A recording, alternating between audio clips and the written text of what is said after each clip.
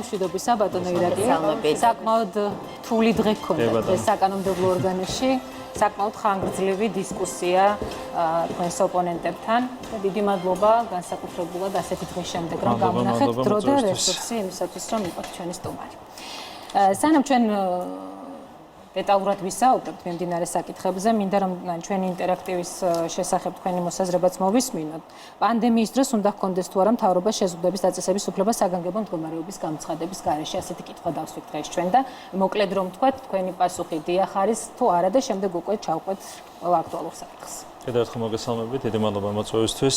დღეს ჩვენ მივიღეთ უკვე პირველი მოსმენით შესაბამისი კანონი და რა თქმა უნდა შეზღუდვების შენარჩუნება არის არა მხოლოდ მიზანშეწონილი, არამედ აუცილებელიც იმისათვის, რომ ჩვენ შევინარჩუნოთ ის ვითარება, რომელიც დღემდე მოვიტანეთ. ხომ იყო პიქსზე 367 აქტიური შემთხვევა, თქვენ გახსოვთ, ეს იყო მაქსიმუმი, ჩამოსულია ეს მაჩვენებელი 224-ზე და ეს არის რა თქმა უნდა მთელი რიგი ზომების შედეგი და განსაკუთრებით იმ შეზღუდვების შედეგი, რომლებიც იყო დაწესებული ამ ორი თვის განმავლობაში. ჩვენ კიდევ ერთხელ მადლობას გადავხდით რა თქმა უნდა მოქალაქეების მოთმინებისთვის, იმიტომ რომ ეს ბუნებრივია მარტივი არ არის შეზღუდვების პირობებში ცხოვრება, თუმცა ჩვენმა მოქალაქეებმა გამოავლინეს ძალიან მაღალი თვითშეგნება და სწორედ ამან მოგცა სხვა ფაქტორებთან ერთად იმ შედეგის მიღწევის საშუალება, რომელსაც მივახცეთ. აქედან გამომდინარე, რა თქმა უნდა, შეზღუდვების შენარჩუნება გარკვეული დროით არის აუცილებელი.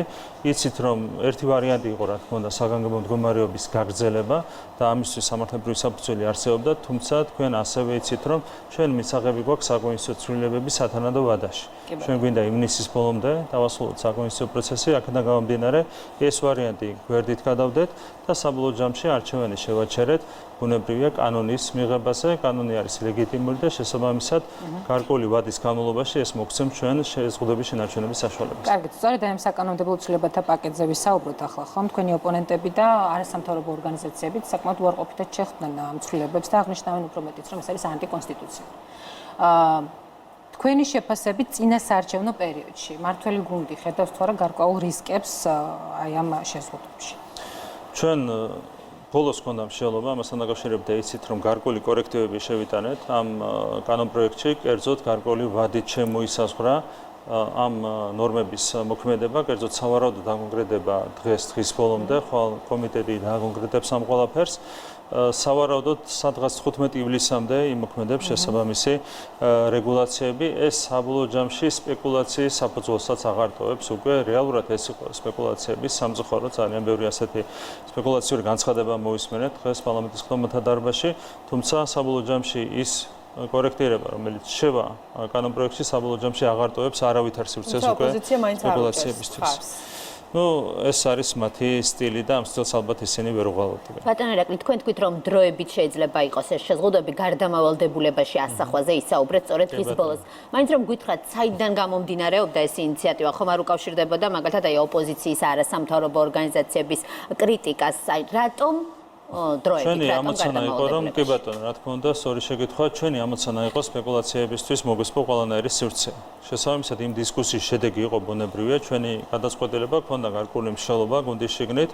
უნდა აღვნიშნო, რომ კახა გუჭავა იყო ინიციატივის იდეის ავტორი და საბოლოო ჯამში ამ ინიციატივამ მხარდაჭერა გუნდის შიგნით და ჩვენ მივიღეთ გადაწყვეტილება სწორედ ვადიანი შეზღუდვების დაწესების თაობაზე, რაც ვფიქრობთ იყო გონივრული ნაბიჯი. ჩვენ რეალურად გარკვეული ვადით გვჭირდება ეს რეგულაციები, ამასობაში უკვე იქნება მიღებული საკონსტიტუციო ცვლილებები და მას შემდეგ რაც დასრულდება საკონსტიტუციო ცვლილებების განხილვა და მიღება, შემდეგ თუნდაც არ არის გამორიცხული, რომ თუ ეს საჭირო გახდა, ალბათ არ გახდება საჭირო, მაგრამ შეიძლება კიდევ ერთხელ მცირე ვადით დაგჭირდეს დავუშვათ თუნდაც საგანგებო მდგომარეობის გამოცხადება გარკვეული შეზღუდვების შესანარჩუნებლად, მაგრამ ვფიქრობთ, რომ უკვე ივნისის შუა რიცხვებისთვის, როდესაც ამოიწურება ამ ნორმების მოქმედებაც, აღარ გახდება საჭირო საგანგებო მდგომარეობის ხელახლა გამოცხადება, მანამდე წესით მაქსიმუმ 50-მდე უნდა იყოს დასული აქტიური შემთხვევების რაოდენობა, რაც უკვე იმას ნიშნავს, რომ მთლიანად ეპიდემია, ასე ვთქვათ, თავის თავს ამოწურავს ჩვენს ქვეყანაში. ბატონო ირაკლი, მაგალითად, ბოდიში, აი ზოგადად როდესაც შეიძლება კვლავ გახდეს საჭირო საგანგებო მდგომარეობის გამოცხადება სხვა ვითარებაში, მაგალითად, მუდმივად ეს საჭირო იქნება გარდამავალდებულებების განახლება, ანუ ეს იქნება მარტივი. ანუ აქ პრობლემა მდგომარეობდა საკონსტიტუციო ცვლილებებში. საკონსტიტუციო ცვლილებები რომ არ ყოფილიყო, ამ შემთხვევაში ბუნებრივია გაგრძელდებოდა საგანგებო მდგომარეობა, ეს იქნებოდა ყველაზე სწორი, ასე თქვათ, ალტერნატივა. როგორც კი მიიღება საკონსტიტუციო ცვლილებები და იცით, რომ ჩვენი გეგმის მიხედვით ივნისის ბოლოს, ანუ მე-6 თვის ბოლოს უნდა დასრულდეს საკონსტიტუციო ცვლილებების მიღება, ამის შემდეგ უკვე ეს პრობლემა აღარ წარმოიშობა. აქედან გამომდინარე, ახალი კანონის, ახალი ნორმების საჭიროება ან ვადის გახსნილების საჭიროება აღარ იქნება, აუცილებლობის შემთხვევაში შეიძლება გამოცხადდეს გარკვეული მცირე დროით საგანგებო მდგომარეობა, თუმცა საბოლოო ჯამში პროცესი ისე მიდის, რომ აშკარაა, რომ არჩევნო კამპანიას არანაირი საფრთხე არ ემუქრება. ბატონო ირაკლი, თუ ამ კანონს მიიღებს პარლამენტი, სწორედ ამ მწვავე დაპირისპირების ფონზე მოუწევს გიორგი გახარიას მოსვლა საქართველოს პარლამენტში. ჩვენ ვიცით, რომ პრემიერი 27 მაისს მოვა საკანონმდებლო ორგანოში. ოპოზიცია გაცილებით ადრე მოითხოვდა პრემიერის მოსვლას პარლამენტში, როგორც ვიცით, არაერთი განცხადები და ხომ არ თვლით, რომ შესაბამისად დაძაბული ფონი დახვდება პრემიერს პარლამენტში და ელოდებით თუ არა, რომ კონსტრუქციული ასე თქვათ საუბარი შედგება 27 მაისს. კონსტრუქციულ საუბარს სამწუხაროდ არ ველოდებით, იცით თქვენ როგორია ოპოზიციის სტილი, ისინი მუდმივად ირჩევენ ხოლმე სხვა სტილს, არაკონსტრუქციულ სტილს, თუმცა თქვენ ისიც იცით, რომ გიორგი გახარია, პრემიერი, საპარლამენტო დებატებში თავს გრძნობს ხოლმე, როგორც თევზი წყალში, აქედან გამომდინარე, ჩვენ ველოდებით საინტერესო დებატებს და ველოდებით იმას, რომ პრემიერი იქნება ძალიან დამაჯერებელი მის პასუხებში იმ კითხვებზე, რომლებიც დაისმება, როგორც უმრავლესობის, ასევე ოპოზიციის. თქვენ პირადად რა კითხვა გექნებათ, ბატონო ირაკლი, საინტერესოა? კითხვები, რა თქმა უნდა, პირველ რიგში უკავშირდება სამომავლო პერსპექტივას. ჩვენ შევიმუშავეთ ანტიკრიზისული გეგმა, თუმცა კიდევ უფრო მნიშვნელოვანია პოსტკრიზისული გეგმა. ბუნებრივია თავის კვალს დატოვებს ეს პანდემია, დატოვებს ყველა ქვეყანაში, მათ შორის საქართველოში და ჩვენთვის თავარი გამოწვევები იქნება ბუნებრივია ეკონომიკა და ჩვენი მოქალაქეების სოციალური მდგომარეობა. აქედან გამომდინარე, ჩვენ ანტიკრიზისული გეგმიდან უკვე უნდა გადავიდეთ პოსტკრიზისულ დაგეგმაზე და ამას დაუკავშირდება, რა თქმა უნდა, ძირითადი კითხვები ჩვენი მხრიდან. ძალიან გვაინტერესებს ის თუ როგორ ხედავს პრემიერი სამომავლოდ ეკონომიკურ განვითარებას და ჩვენი მოქალაქეების სოციალური პრობლემების შემდგომ მოგვარებას. მოკლედ საინტერესო კვირა გველის ხო პარლამენტში და საინტერესო ცხოვრება საკანონმდებლო ორგანოში გააქტიურდა ეს პროცესი. დღეს ჩვენ ნახეთ, რომ ჩვეულ რეჟიმში დაბრუნდა, მათ შორის მედიაც. უჩვეულო ვიზუალით, ხო? უჩვეულო ვიზუალით, ნამდვილად მათ შორის თქვენს პირბადით იყავით წარმოდგენილი, მაგრამ რას ვიზამთ, გვიწევს ხომ თანაცხოვრება, როგორც ვამბობთ COVID-19-თან. ბატონო ირაკლი, გოიმი ოპოზიცია. თქვენმა ამ ხისტმა კომენტარმა რბილად რომ ვთქვათ, გაანაწყენა ფაქტობრივად მთლიანი ოპოზიცია. ამგვარი კომენტარები კიდევ უფრო მეტად ხომ არ დაძაბავს ისედაც არაჯანსაღ პოლიტიკურ გარემოს. მე იმაზე მეტი პოლარიზაცია, რაც დღეს არის, ვერ წარმომიდგენია და ამის მიზეზი არის ძალიან მარტივი. მიზეზი არის ის, რომ ოპოზიციაში დღეს არიან წარმოდგენილი დამნაშავეები, მათ შორის ადამიანები, რომელთა დანაშაული არის დადასტურებული სასამართლოს სამივე ინსტანციის მიერ, იქ შემთხვევაში სტრასბურგის სასამართლოს მიერ. ბუნებრივია ეს განაპირობებს პოლარიზაციის ძალიან მაღალ ხარისხს და ეს არის ძალიან სამწუხარო მოვლენა. და მე თქვენ შეგახსენებთ, რომ ვერ ნახავთ ვერცერთ ევროპულ ქვეყანას, განვითარებულ ცივილიზებულ ქვეყანას, ამერიკის შეერთებული შტატები და ასე შემდეგ, სადაც ადამიანები ჩადიან მძიმე დანაშაულს და წლების შემდეგ ინარჩუნებენ პოლიტიკოსის სტატუსს. ეს არის აბსოლუტურად მიუღებელი მოვლენა და ეს არ შეესაბამება დასავლურ სტანდარტებს. ჩვენც გვინდა რომ ეს სტანდარტი დავამკვიდროთ საქართველოში, სტანდარტი, სადაც ადამიანი, პოლიტიკოსი, როდესაც ჩადის დანაშაულს, ის ვეღარ რჩება პოლიტიკაში.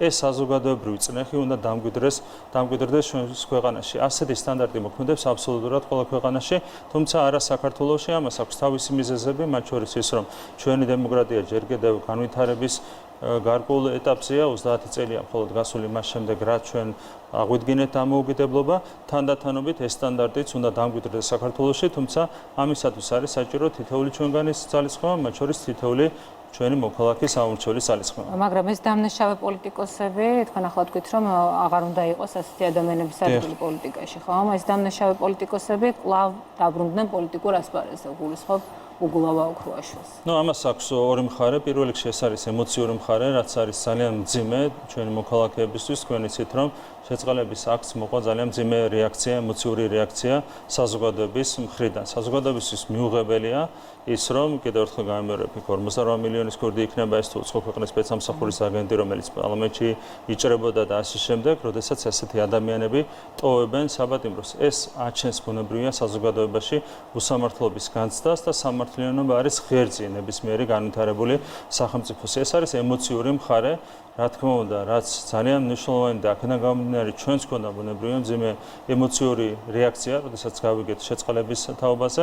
მეორე არის წმინდა პოლიტიკურ-პრაგმატული მხარე, პოლიტიკურ-პრაგმატული თვალსაზრისით რეალურად საბოლოო ჯამში ჩვენ არჩევნების შედეგს თუ შევხედავთ, პრაქტიკულად არაფერს ცვლის ამ ადამიანების გარეთყოფნა, უფრო მეტიც, ასეთი ადამიანების გარეთყოფნა თქვენ აგვერდებით მათ განცხადებებს, აბსოლუტურად გაუაზრებელ და ირაციონალურ და დანაშაულებრივ ხშირ შემთხვევაში განცხადებებს, ასეთი პოლიტიკოსები თავისი განცხადებებით კიდევ უფრო შეასუსტებენ ბუნებრივია ოპოზიციის წარმატების შანსებს ოქტომბრის არჩევნებში. ამიტომ პოლიტიკურ-პრაგმატული თვალსაზრისით ბუნებრივია ამას თავის დადებითი მხარეებიც აქვს, მაგრამ ჩვენთვის პრინციპულად მნიშვნელოვანი არის ბუნებრივია სამართლიანობის ასპექტი და სწორედ ამან გამოიწვია საზოგადოების ძალიან მძიმე ემოციები. ბატონო ირაკლი, ოპოზიცია თქვენ კარგად იცით, რომ სწორედ უგულავა ოქრუაშვილის საქმეს მუდმივად აკავშირებდა 8 მარტის შეთანხმებასთან და ისინი ამბობენ, რომ საკონსტიტუციო ცვლილებებს არ დაუჭერენ მხარს იმას, რომელსაც თავად ითხოვდნენ, ახლა უკვე გიორგი რურუას საქმის გამო. თქვენ ამბობთ, რომ 92 ხმა იქნება საკონსტიტუციო ცვლილებების სასარგებლო. დამოუკიდებელი დეპუტატებისგან გვესმის, რომ ისინიც დაუჭერენ მხარს ამ საკონსტიტუციო ცვლილებებს. თუმცა მაინც თუ ხედავთ საფრთხეს იმისას, რომ ერთი ბრალდებულის ფაქტორმა ეჭქვეშ დააყენოს ის წარმატებული პროცესი, რომელზეც საერთაშორისო საზოგადოებაც ამბობს საბოლოოდ, რომ წარმატებულია, ხო? არ ვიცი, შეგვიძლია ერთად მოუწოდოთ ოპოზიციის წარმომადგენლებს, რომ მათ მოუწოდონ სასამართლოს გამოუშვან გიორგი რურუა. თვითონაც იყვნენ ერთ-ერთი მხარე, ჩვენც ერთ-ერთი მხარე ვიყავით, ისინიც იყვნენ ერთ-ერთი მხარე და მათ თუ მიაჩნიათ, რაც ჩვენ არ მიგვაჩნია, მათ თუ მიაჩნიათ, რომ ამ შეთანხმების საგანი იყო სასამართლოზე ზეწოლა, განახორციელონ სასამართლოზე ზეწოლა და იქნებ მიიღონ შედეგი. ეს ხო აბსურდია. როგორ შეიძლება რაიმე პოლიტიკური შეთანხმების ან მოლაპარაკების და მერე შეთანხმების საგანი იყოს სასამართლოზე ზეწოლა და ამ ზეწოლით მერე ადამიანის ინტერპრეტაცია მათი მხრიდან ეს არის სპეკულაცია, ჩვენ აბსოლუტურად გაკვირვებული ვიყავით, როდესაც ნახეთ, რომ გარეთ ეს ოპოზიციონერები გამოვიდნენ ამ ასე ვთქვათ შეთანხმების გაფორმების შემდეგ და ისინი ამბობდნენ, რომ ამ შეთანხმების საგანი იყო ამ სამი პატიმრის გათავისუფლება, გამომდინარე იქიდან, რომ ნებისმიერი შეთანხმება განიმარტება მისი ტექსტით და მისი კონტექსტით. ტექსტს რაც შეეხება, ყველა კარგად იცნობს, იქ არაფერი არ წერია ამის თაობაზე. კონტექსტს რაც შეეხება, ჩვენ გვქონდა სამი სხვადასხვა შეხვედრა, სამივე შეხვედრაზე დასვა ოპოზიციამ ესაკითხი, თუმცა სამივე შემთხვევაში მიიღო ძალიან მკაფიო პასუხი, როგორც პარლამენტის თავმჯდომარის მხრიდან, ასევე ჩემი მხრიდან, იმასთან დაკავშირებით, რომ პატიმრების გათავისუფლება ვერ გახდებოდა ვერავითარი პოლიტიკური მოლაპარაკების და მით უმეტეს შეთანხმების საგანი. ყველაფერი იყო დღესავით ნათელი, ასევე შეგახსენებთ კიდევ ერთხელ 5 მარტის და შემდგომ განცხადებებს, 3 დღით ადრე, 2 დღით ადრე, 1 დღით ადრე, რაც გააკეთეს ოპოზიციის წარმომადგენლებმა, ჯერ უგულავას და რურუას ათქმევინეს ის, რომ მათი პატიმრობა არ ყოფილიყო, არ უნდა ყოფილიყო. სოციალურ მათი სტატუსები.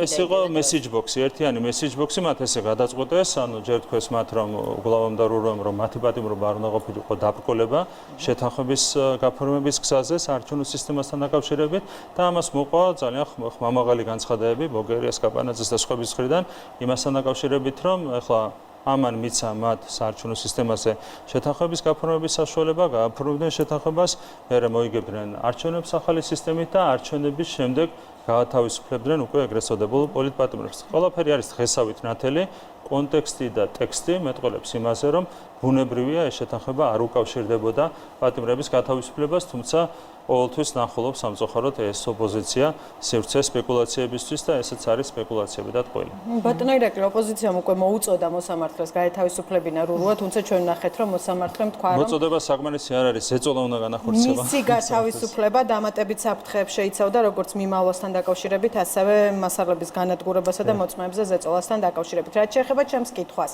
თუ კი ცვლილებები მიღებული იქნება ნაციონალური მოძრაობისა და ევროპული საქართველოს გარეშე ამ თემას ხომ არ დააყენებს ნდობის ხარისხს ამ ცვლილებების ეჭქვეშ, თუნდაც საერთაშორისო პარტნიორების თვალში, რომლებიც აქტიურად იყვნენ ამ პროცესში ჩართული. თუ ეს ორი პარტია ხმას არ მიცემს საკონსტიტუციო ცვლილებებს, ეს ბუნებრივია ეჭქვეშ დააყენებს მათი ნდობის საკითხს, იმიტომ რომ მათ გააფორმეს შეთანხმება, რომლის მიხედვითაც მათ ევალებათ საარჩევნო სისტემის ხარდაჭერა, თუ ისინი ამას არ გააკეთებენ, ბუნებრივია დაირღვევა შეთანხმება და ამ შემთხვევაში ბუნებრივია მოხდება მათი ნდობის კიდევ უფრო მეტი დისკრედიტაცია, ისედაც დისკრედიტირებულია მათი ნდობა სხვადასხვა ასე ვთქვათ სუბიექტის თვალში. შესაბამისად, ბუნებრივია მათ ჩვენ უნდა მოუწოდოთ, რომ ანუ ეს იქნება მხოლოდ მათი პოლიტიკური პასუხი. რა თქმა უნდა, ბუნებრივია, რომ ჩვენ მოქმედებთ სრულად ჩვენი პასუხისმგებლობით, ჩვენი 92 ხმა იქნება მობილიზებული ამ საარჩევნო სისტემის გარშემო. იმ შემთხვევაში თუ დამოუკიდებელი დეპუტატები და სხვა ფრაქციები მხარს დაუჭერენ საკონსტიტუციო ცვლილებებს, ჩვენ დათვლილი გვაქვს დაახლოებით კი არა ზუსტად 117 ხმა მოგროვდება ამ შემთხვევაში, რაც არის საკმარისი, იმიტომ რომ 113 ხმით გადის საკონსტიტუციო ცვლილებები. ნახოთ როგორ წარიმართება პროცესი. იმ შემთხვევაშიც კი ჩვენ თეორიულად რო დავუშვათ, რომ ჩავარდეს ეს საკონსტიტუციო ცვლილებები, ამ შემთხვევაშიც ბუნებრივია პასუხისმგებლობა არის მთლიანად მასზე, მთლიანად ოპოზიციაზე და დიდად ამ კუთხითაც არაფერი არ შეიცვლება, დარჩება 77-73-ზე სისტემა, რომელიც არის ისეთივე ლეგიტიმური, როგორც 120-30-ზე და შეგახსენებთ, რომ ეს არის ამ ოპოზიციის საყვარელი საარჩევნო სისტემა, რომელიც მოიტანეს საკუთარი ხელებით დღემდე და მე მგონი ისე შეუყვარდათ, რომ დღემდე ვერ ელევიან ამ 77-73-ზე საარჩევნო სისტემას. ეს იქნება მთლიანად ბუნებრივია მათი პასუხისმგებლობა, ყოველ შემთხვევაში არჩევნები ჩატარდება სამართლიან და თავისუფალ გარემოში. ბატონო ირაკლი, როდესაც უგულავა ოქროაშვილის შეწყალებაზე საუბრობდით, თქვენ თქვით, რომ ეს იყო საკმაოდ ემოციურად მძიმე. მოვისმინეთ პრეზიდენტისგან ორი განცხადება ამ საკითხთან დაკავშირებით. მაინც რომ გითხრათ პოლიტიკურმა ლიდერებმა, მაგალითად თქვენ როგორ გაიგეთ ეს ყველაფერი და იყო თუ არა ეს ოპოზიციასთან გარკვეულწილად რაღაცა დათმობაზე წასვლა. პრეზიდენტმა თქვა, რომ ამითო დაძაბულობა განვმუხტეო. თქვენ როგორ აფასებთ ამ ყველაფერს? ჩვენ პრეზიდენტის мотиваციაში არ გვეპარება ეჭვი. უბრალოდ ვერთან ხვდებით იმასე, რომ ეს იყო აუცილებელი ამ მიზნის მისაღწევად, რასაც საუბრობს პრეზიდენტი. ჩვენ ვფიქრობთ, რომ იმ წერილებს, რომლების გამოც შესაძლოა მიიღო გადაწყვეტილება პრეზიდენტმა არანაირი არსებითი გავლენის მოხდენა არ შეეძლო ქვეყნის იმიჯზე თუ ქვეყანაში პროცესების განვითარებაზე, არც შიგნით არც გარეთ. ეს არის, ასე ვთქვათ, ერთგვარი უთანხმოების საგანი. мотиваციას რაც შეეხება, ამაში ჩვენ ეჭვი რეალურად არ გვეპარება. რაც შეეხება როდის გავიგეთ ამ შემდეგ, მარტივად არის ეს ყველაფერი პრეზიდენტმაც განაცხადა, მას ჰქონდა სატელეფონო კავშირი, არა კონსულტაციები, არამედ საქმის კურსში ჩაყენების დონეზე სამ პოლიტიკოსთან, ქართული ოცნებიდან. ეს იყო როგორც ჩანს, რამდენიმე წუთით ადრე, ვიდრე გაკეთდებოდა ბრიფინგი, კონსულტაციები ეს არ ყოფილა. ჩვენ ვიყავით პარტიის ოფისში იმ დროისათვის, მე ვიყავი კახიკალაძე, მამგამდინარაძე, რაღაც შეხვედრა გქონდა და ჩვენ უშუალოდ ბრიფინგიდან შევიტყვეთ ამის თაობაზე, ამას მოყვა მომდევნო ბრიფინგზე 1 საათში უკვე ჩვენი რეაქცია. ბატონო ირაკლი, მე ისევ შეწყარებულებს დაუბრუნდები და ირაკლი ოქროაშვილის სკანდალურ განცხადებას გავახსენებ, გათავისუფლებისთანავე ფაქტობრივად მან საჯარო აღიარებად შეფასდა თქვენი მხრიდან მის ეს განცხადება. მან თქვა, რომ 20 ივნისის ღამეს მათ შეცდომა დააშვებინეს ხელისუფლებას და მათ გაისროლეს, ანუ ხელისუფლებამ გაისროლა. ეს განცხადება სამართლებრივად ასევე პოლიტიკურ ჭრილში როგორ უნდა განვიხილოთ?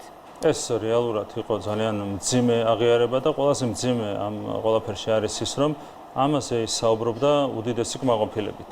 ამდენჯერმე მისმა თანაბარდელმა ჟურნალისტმა სცადა ვითარების გამოსწორება, თუმცა საბოლოო ჯამში მაინც ვერ მოახერხა ეს ყველაფერი, როდესაც კმაყოფილებით საუბრობ ისეთ ფაქტზე, რამაც გამოიწვია ადამიანების მძიმე დაზიანება, აი ეს მეტყველებს იმ საერთო სურათზე, რომელიც დღეს არის ოპოზიციაში შექმნილი. როცა საუბარი მქონდა პოლიტიკურ პრაგმატულ მხარეზე, ასეთი პოლიტიკოსების გამოშვების კიდევ ერთხელ გამიმეორებ, რომ რაც მეტი ჩვენი დევიზი იყო, გახსოვთ მეტი ივანო მერაბიშვილი ოპოზიციას. ასევე შეგვიძლია გავაგრძელოთ მეტი ოქროაშვილი ოპოზიციას, მეტი უგულავა. ისეთ რაღაცებს ლაპარაკობენ, ისეთ ინტელექტუალურ სიმწერეს ავლენენ ეს პოლიტიკოსები, რომ ეს ყველაფერი ბუნებრივია წაადგება ჩვენს საარჩევნო წარმატების შანსებს, კიდევ უფრო მეტი შანსი გვექნება ჩვენ, რომ რაც შეიძლება მყარი უმრავლესობით მოვიდეთ შემდეგ პარლამენტში.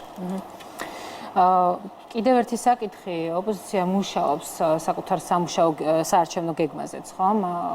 ამ პროცესების პარალელურად, მათ შორის მაჟორიტარების საკითხზე და ჩვენ ნახეთ, რომ ლიდერები დააყენებენ საკუთარ კანდიდატებს ოპოზიციიდან სხვადასხვა მაჟორიტარულ ოლქებში. ეს ხომ არ შეუქმნის პრობლემებს ქართულ ოცნებას და რა შანსები აქვთ მათ თქვენთან? ოღონდ ჯერ თუ შეთანხმდებიან, ხო? თუ გაიყოფენ, ხო? ჩვენ მივესალმებით, რაც შეიძლება მეტ მერაბეშულ მაჟორიტარს, უგულავა მაჟორიტარს ოქროაშვილ მაჟორიტარს და ბოგერია მაჟორიტარს და ასე შემდეგ, რაც მეტი იქნება ასეთი მაჟორიტარი, მით უფრო წარმატებული იქნება ბუნებრივია ქართული ოცნება. მით უმეტეს თუ ისინი შეთანხმდებიან ერთიან კანდიდატებზე, აქედან ასეთ შემთხვევაში გარანტიით შემიძლია გითხრათ, რომ 30-ვე ოლქში ჩვენ პირველივე ტურში მოვიგებთ მაჟორიტარულ არჩევნებს. ნახოთ, როგორც არ უნდა შეთანხმდნენ ისინი ერთ ან მეორე სცენარზე, ყველა შემთხვევაში მე აბსოლუტურად არწმუნებული ვარ, რომ ქართული ოცნება 30-ვე ოლქში მოიგებს დამაჯერებლად მაჟორიტარულ არჩევნებს. თუმცა ერთიანი კანდიდატი ვანო მერაბიშვილი რომ არ იქნება, ეს უკვე ღიად ითქვა, როგორც ჩანს არც ერთი პარტიის წევრიც არ იქნება. როგორ ფიქრობთ, რატომ ამბობენ რეჟიმის ხერხემალზე ასე უწოდებდნენ მას, უარს ახლა ყველანი ოპოზიცია. ხო, არც ერთ შეხვედრაზე არ მისულა და ყველა ამბობს, რომ ჩვენი პარტიის წევრი არ იქნება. რატომ, როგორ ფიქრობთ? ძალიან საინტერესო მოვლენა არიან ადამიანები, რომლებსაც ისინი უწოდებდნენ წლები პოლიტპატიმრებს, ახლა ზოგი გარიყეს, ზოგი საერთოდ დაავიწყდათ, მაგალითად ახალაია საერთოდ მიავიწყდათ ამ დისკუსიებში, სამ პოლიტპატიმარზე საუბრობდნენ და აღმოჩნდა, რომ ახალაია აღარ არის პოლიტპატიმარი, როდესაც წინა 7 წელი ითვლებოდა მათი მხრიდან პოლიტპატიმრად. ეს ყველაფერი მეტყოლებს იმაზე, რომ ოპოზიცია არის აბსოლუტურად აჭრელი და მას უჭირს რაღაცნაირად გამოსვლა იმ მძიმე მდგომარეობიდან, რომელიც მათ აქვს შექმნილი და ამ მდგომარეობის გულისხმობთ, რა თქმა უნდა, საზოგადოების ხარდაჭერას. იმდენად მწირია საზოგადოების ხარდაჭერა, იმდენად მცირია საზოგადოების ხარდაჭერა მათ მიმართ, რომ ეს იწვევს ბუნებრივია ერთგვარ ისტერიულ განწყობებს ოპოზიციის შიგნით და ამ ყველაფრის შედეგია ის შიდა არეულობაც, რომელიც შეინიშნება ოპოზიციაში. როდესაც ვიღაცა ოქროაშვილი, გულავათო, ბოგერია და სხვები ედავებიან მერაბიშვილს რაღაცა იმას, რომ ის იყო უფრო მეტად გარყვნილი ვიდრე ისინი, ყველას მინდა შევახსენო, რომ მათი გარყვნილების ხარისხი იყო აბსოლუტურად ერთი და იგივე, იმიტომ რომ ისინი წარმოადგენდნენ ერთი და იგივე გარყვნილ და კორუმპირებულ მართლობის სისტემას, რომელიც დამკვიდრდა სააკაშვილის ხელმძღვანელობით. ეს არის საერთო სურათი, აქედან გამომდინარე შიდა გინკლაობა და ამ შემდეგ არის ასე ვთქვათ იმ მძიმე მდგომარეობის გამოძახილი, რომელიც ოპოზიციის შიგნით არის შექმნილი და რომელიც ვიზუალურად ჩანს ძალიან კარგად ლეიბორისტული პარტიის ოფისში. ბატონო ირაკლი, 2 დღის წინ ევროპარლამენტში იყო განხილვა იმისა, საქართველოს როგორ ართმევს თავს ასოცირებით ნაკისრი ვალდებულებების შესრულებას და ძალიან ბევრი დადებითი შეფასება მოვისმინეთ ევროპელი კანონმდებლობისაგან, მაგრამ ამის მიუხედავად რატომღაც ხშირად წარმოჩინდება ხოლმე ისე, რომ თითქოს ჩვენი დასავლელი პარტნიორების, მათ შორის ევროპარლამენტარების ექსკლუზიური მხარდაჭერით საქართველოში უფრო მეტად სარგებლობს ოპოზიცია, ის ოპოზიცია, რომელზეც ახლა ვსაუბრობთ, ვიდრე მმართველი გუნდი. აი ამ ფაქტორს როგორ ახსნით? კი, ესე იგი, პირველ რიგში უნდა გამოვიხსნათ ჩვენ ცალკეული პოლიტიკოსები და ინსტიტუტები. ინსტიტუტების დამოუკიდებულება ვლინდება არსებით და დოკუმენტებში და ინსტიტუციონალიზებულ განცხადებებში. ასეთი განცხადებები არის ყოველთვის ხარდაჭერი საქართველოს და მისი ხელისუფლების მიმართ. ამის ერთ-ერთი გამოხატულება არის ის ანგარიში, რომელიც განიხილებოდა ევროპარლამენტში საგარეო კომიტეტის ხდომაზე, ეს არის სვენ მიქსერის მიერ მომზადებული ანგარიში, რომელიც შეეხება საქართველოს მიერ ასოცირების შეთანხმებით ნაკისრი ვალდებულებების შესრულებას და ეს ანგარიში არის აბსოლუტურად პოზიტიური და ზუსტად ასახავს იმ პროგრესს, რომელსაც საქართველოს მიაღწია ევროკავშირთან ინტეგრაციის და ასოცირების შეთანხმების შესრულების მიმართულებით. ამის პარალელურად არიან ევროპარლამენტარები მათ შორის არის სულ რამდენიმე ევროპარლამენტარი, ასეთი არის 6 თუ 7 ევროპარლამენტარი, რომელიც 2012 წლამდეც და 2012 წლის შემდეგაც გამოირჩევა სამწუხაროდ ნაციონალური მოძრაობის მხარდაჭერით. ერთი და იგივე სახელები და გვარებია, ერთი დაემატა 2 წლის წინ ერთი ევროპარლამენტარი, ამის იქით ეს რესურსი არიზდება. როგორ ყალიბდება ეს სიმპათიები და ამ შემდეგ ამ სიღრმეში მე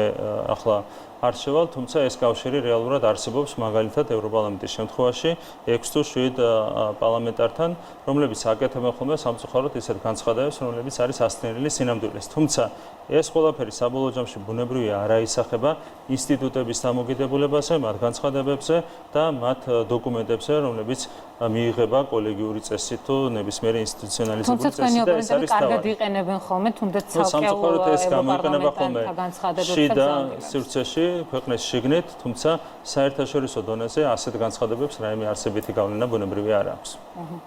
კი ბატონო, ჩვენ ფაქტობრივად ვასრულებთ თქვენთან საუბარს და მე მინდა რომ კიდევ ერთხელ მაყურებელსაც შევახსენო ჩვენი დღევანდელი ინტერაქტივის შეკითხვა და თან შედეგებიც ვნახოთ. პანდემიის დროს უნდა ჰქონდეს თუ არა მთავრობა შეზღუდვების დაწესების უფლება საგანგებო მდგომარეობის გამოცხადების გარეშე, ასე ნაწილდება ამ დროის მონაცემებით პასუხები, დიახ 88.5%, არა 11.5%. ასეთი არის შედეგები ჩვენი დღევანდელი ინტერაქტივის. დიდი მადლობა მინდა გადაგიხადოთ, რომ თული დღეს ბოლოს იყავით ჩვენთან ერთად და საინტერესო საუბარი გამოგვივიდა, ვფიქრობ. ირაკლი კობახიძე, ქართული ოცნების აღმასრულებელი მდივანი და უმრავლესობის ერთ-ერთი ლიდერი გახდეთ ღია ეთერის პირველი ნაწილის სტუმარი. მადლობა მას.